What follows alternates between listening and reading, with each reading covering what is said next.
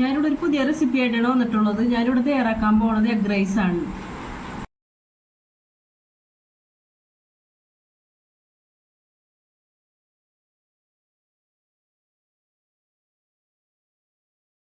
ചൂടായ പാനിലേക്ക് ഞാൻ നെയ്യ് ഒഴിച്ചു കൊടുക്കണേണ്. കുറച്ച് ഒരു 3 ടേബിൾ സ്പൂൺ നെയ്യ് ഒഴിച്ചിടണം.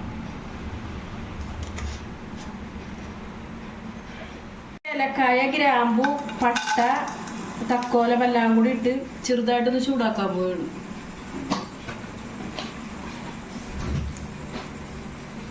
ഈ കരയാമ്പു, പട്ട, ഗ്രാമ്പു, ഏലക്കായ ഒക്കെ ചൂടായിട്ടുണ്ട്. അതിലേക്ക് ഞാൻ കുതിർത്തി വെച്ചിരിക്കുന്ന റൈസ് ഇടണേ.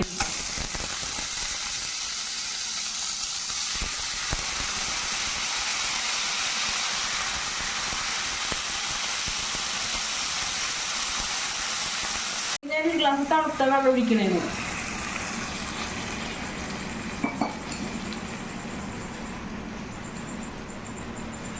സ്പൂൺ ഉപ്പ് ഞാൻ ആഡ് ചെയ്യണേന്ന്. അടച്ച് വെക്കണേ കേട്ടാ. ഒരു 20 മിനിറ്റ് അടച്ച് വെക്കണം കേട്ടാ. പുതിനയിലയും ഞാൻ ഇട്ട് കൊടുക്കണേ കേട്ടാ.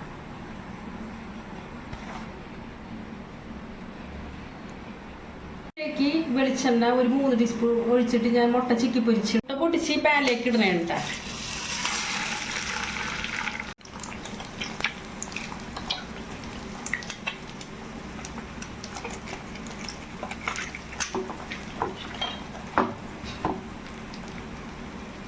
നന്നായിട്ടൊന്ന് ഇളക്കി കൊടുക്കണേ.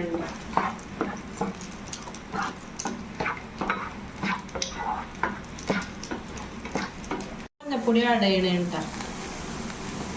കുറച്ച് മുളക് പൊടി ആഡ് ചെയ്യണേ.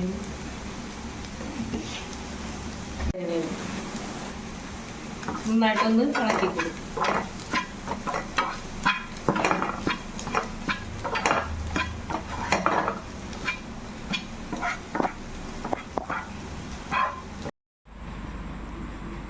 ഞാൻ ഈ റൈസിലേക്ക് റോസ്റ്റ് ചെയ്ത എഗ്ഗ് ഞാൻ ഇതിലേക്ക് സെർവ് ചെയ്യണേ കേട്ടോ.